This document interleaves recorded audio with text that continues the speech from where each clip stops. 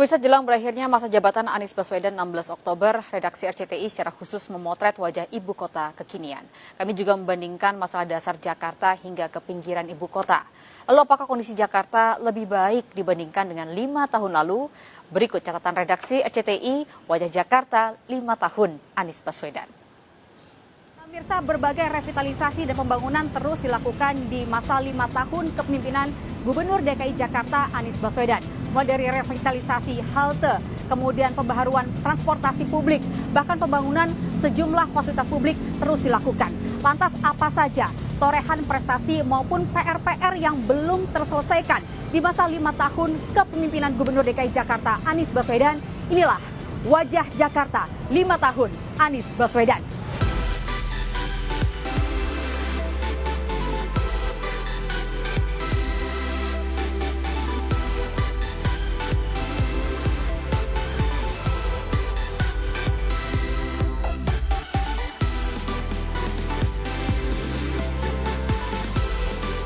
Pasca pandemi, Jakarta kembali menggeliat, begitu juga kemacetan.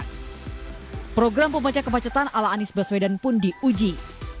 Adalah integrasi transportasi publik mulai dari mikrobus, Transjakarta, KRL, serta integrasi MRT dengan LRT. Layanan pembayaran diintegrasikan digital, kawasan gabungan intermoda dibangun dan dibuat cantik untuk penumpang dan konten kreator.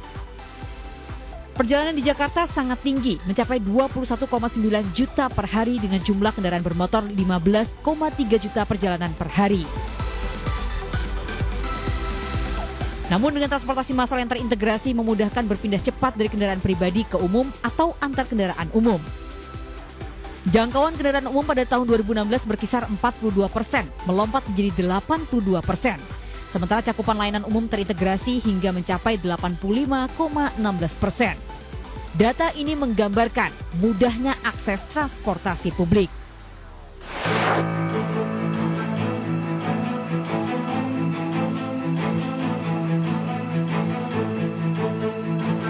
Masalah banjir seperti menjadi kutukan bagi setiap pemenang Pilgub DKI, tak terkecuali Anies Baswedan. Apa saja yang sudah diperbuat oleh Anies untuk menangani masalah dasar yang satu ini? Pemprov DKI mengeruk lumpur danau, sungai dan juga waduk di 5 wilayah kota, mengerahkan alat berat 3 kali lipat dari kapasitas biasanya. Untuk mengendalikan limpasan air hujan, Anies membuat kolam penampung air sementara di jalan raya. Pemprov Jakarta juga membangun instalasi sumur resapan serta mengimplementasikan taman tampungan air. Di pesisir utara, Anies membangun polder untuk mengatasi banjir rob yang terdiri dari kombinasi tanggul, kolam retensi, serta pompa.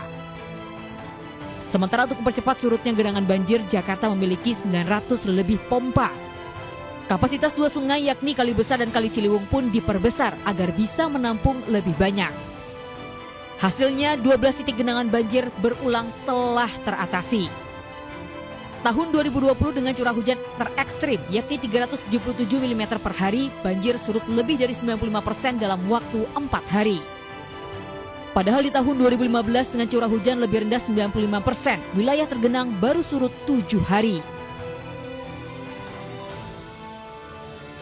Jakarta juga berinovasi dengan teknologi flood control system yang mengintegrasikan sensor dan CCTV di 178 titik yang memetakan banjir dengan akurat. Namun satu hal yang tak tercapai adalah naturalisasi sungai. Kendala pembebasan lahan diperparah oleh polemik ide naturalisasi Anies tanpa beton versus ide pusat normalisasi dengan betonisasi alur sungai, meninggalkan warga di sepanjang sungai ibu kota terendam hingga masa jabatan Anies berakhir.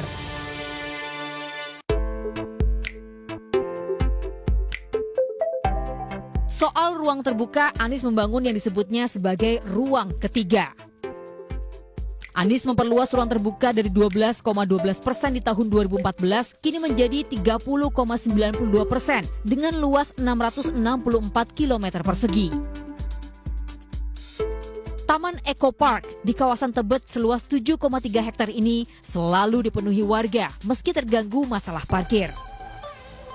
Taman ekowisata dan bermain anak ini menjadi tempat favorit baru warga DKI karena luas dan teduhnya kawasan ini di tengah kepadatan Jakarta.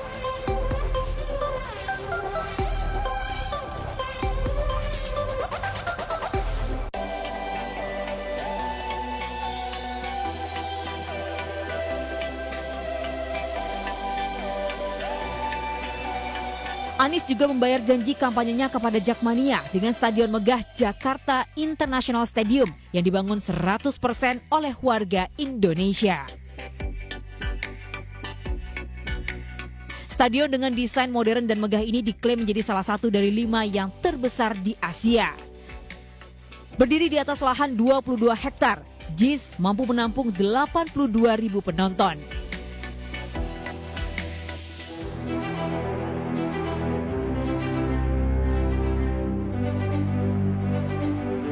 Karya berikutnya adalah revitalisasi kawasan kota tua, mulai dari pembaruan trotoar hingga ke penataan kampung.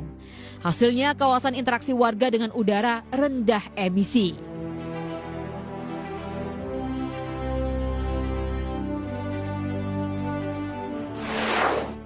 Ruang terbuka juga menjadi perhatian di era Anies adalah pelebaran trotoar untuk pejalan kaki. Bahkan Anies sempat mengklaim dalam 3 tahun kepemimpinannya, revitalisasi trotoar sudah dilakukan di sepanjang hampir 305 km.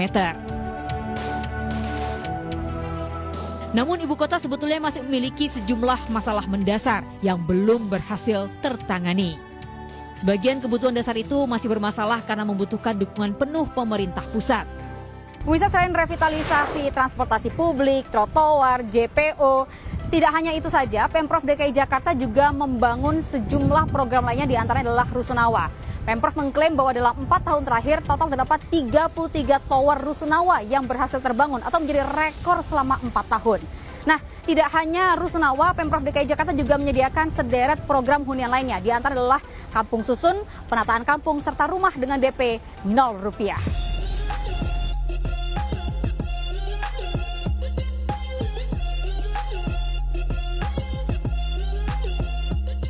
Berbeda dengan Rusunawa, untuk Rusunami, Anies hanya membangun kurang dari 2.322 unit rusun dari target 10.000 unit atau bahkan 23.000 unit saat kampanye.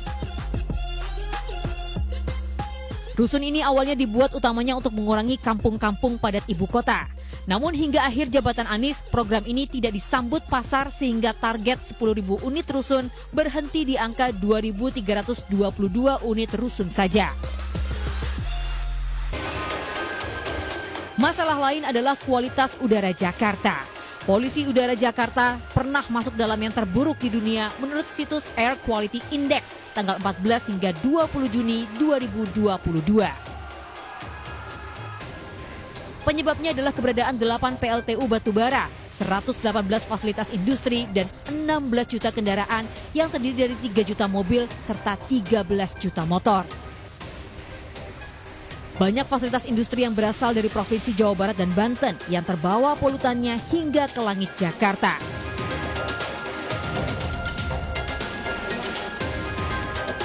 Walhi menyebut TPST Bantar Gebang yang menjadi muara sampah warga ibu kota nyaris lumpuh karena sudah over kapasitas dari 21,9 juta kubik menjadi 22,3 juta meter kubik.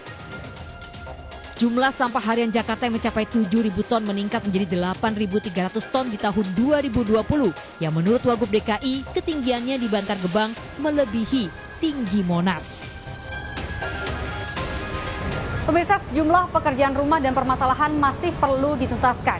Di antaranya meski di era Gubernur DKI Jakarta Anies Baswedan berhasil membangun integrasi moda transportasi seperti halte CSW saat ini, namun tidak serta-merta membuat warga ibu kota Jakarta beralih dari penggunaan transportasi pribadi ke penggunaan transportasi publik dan membuat masalah kemacetan berhasil terurai.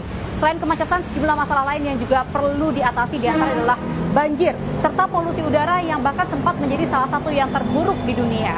Dan pemirsa, tentu perlu kerja simultan dan berkelanjutan antara Gubernur DKI Jakarta saat ini dengan Gubernur DKI Jakarta berikutnya untuk dapat menuntaskan masalah DKI satu demi satu. Tidak hanya itu, juga perlu kerjasama yang baik antara warga Jakarta dengan pemerintah daerah agar membuat Jakarta menjadi rumah yang aman dan juga nyaman untuk semua. Dan dari Jakarta, Lady Marina, Dimas Yunardi, dan Raga Firdaus melaporkan.